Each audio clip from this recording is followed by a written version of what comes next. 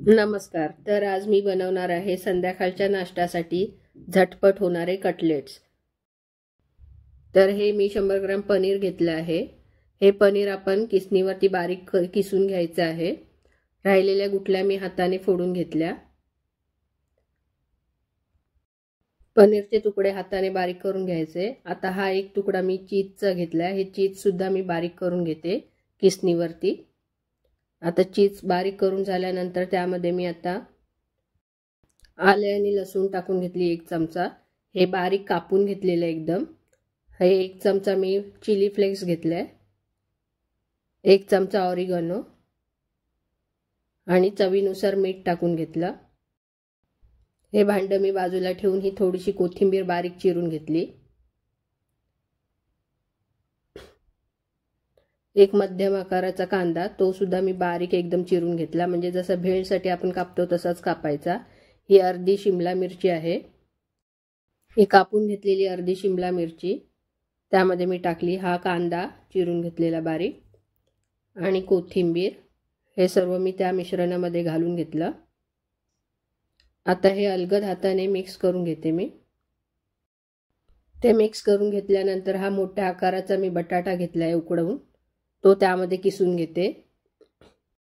बटाटा पूर्ण किसून झाल्यानंतर आता हे सर्व मी मिश्रण एकत्र करून घेते पुन्हा. मग ते बटाटा आणि सर्व मिश्रण एकत्र होऊन जाईल. मिश्रण चांगले मळून घेतल्यानंतर त्याचे गोळे करून घ्यायचे. हे आपलं तयार झालं आता मिश्रण. आता हे याचे मी गोळे करून घेते. आपल्या आवडीनुसार त्याला आकार देऊन घ्या. मी हे एकाच शेपमध्ये सर्व बनवून घेतले. आता एका वाटीमध्ये मी 1.5 चमचा कॉर्नफ्लॉवर घेतलाय.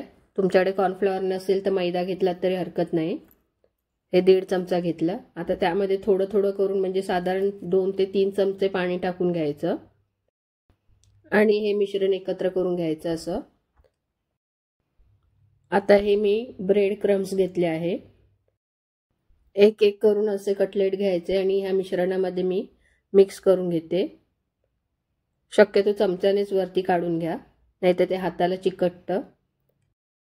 त्या मिश्रणातून काढून आता मी हा कटलेट ह्या ब्रेड क्रम्समध्ये टाकला. आता चारी बाजूने व्यवस्थित ब्रेड क्रम्स लावून घ्यायचे. मग ते फ्राय केल्यानंतर खूप क्रिस्पी होतात. आता हे मी सर्व तयार करून ठेवले कटलेट. गॅसवरती मी तेल गरम करत ठेवलंय. तर हे आपलं तेल गरम झालंय बघा. त्यामध्ये मी एक एक करून कटलेट सोडून घेते. गॅस मी मीडियम फ्लेमवरतीच ठेवलाय. मी एका वेळी 5 ते 6 कटलेट सोडून घेतले. जसं तेल असेल त्याप्रमाणे तुम्ही सुद्धा सोडून घ्या. लगेचच परतवायचे नाही कटलेट्स, थोड्या वेळानंतर परतवायचे, नाहीतर ते चिकटतात सुद्धा आणि आतमधलं मिश्रण सर्व बाहेर येऊ शकतं.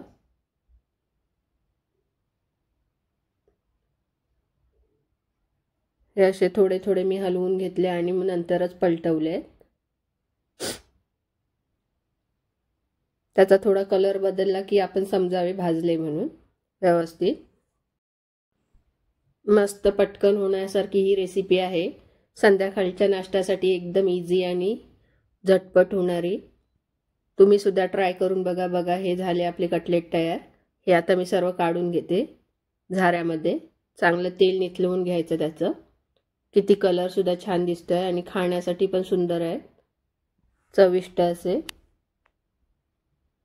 नक्की तुम्ही सुद्धा करून बघा. तर तयार आहेत आपले हे कटलेट्स. मी ही डेकोरेशनसाठी एक डिश घेतली. त्यामध्ये थोडा सॉस लावून घेतला आणि सॉस लावून घेतल्यानंतर त्यावरती मी शिमला मिरचीचे काप आणि पुदिन्याची पानं ठेवली आणि हे बाजूला कटलेट्स लावून घेतले. मस्त क्रिस्पी वरून आणि आतून एकदम मऊ असे झाले. चीज एकदम मेल्ट झाले त्यामध्ये. आणि हा थोडा वाटीमध्ये मी सॉस ठेवला.